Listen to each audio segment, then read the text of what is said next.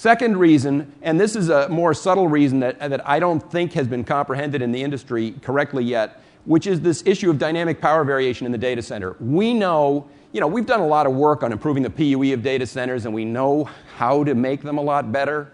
But the big improvements that are going to come in the next few years, the next big improvements, are going to be in the reduction of power of IT, and probably through power management, although there could be technology shifts, as were mentioned, about Intel making servers that can draw less, that do the same work for less power and so on. But the advent of power management and the aggressive power management of groups of servers, where we put some into standby and consolidate workloads onto others to up their utilization and so on, that's going to dramatically change how data centers behave and cause the power loads and the heating loads in the data centers to move around and go up and down with time.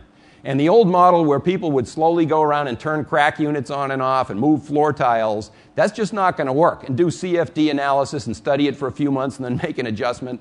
None of that's going to work when the power is going up and down all over the place and moving around in your data center.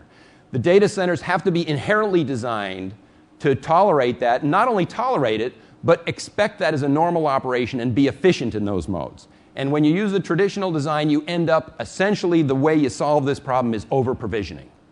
Design for worst case, operate for worst case, and then when the power is reduced by power management, you actually end up with a worse PUE, a higher PUE when the load drops. The total energy may go down, but the PUE gets worse. So this is really a suboptimal result, and we can do a lot better.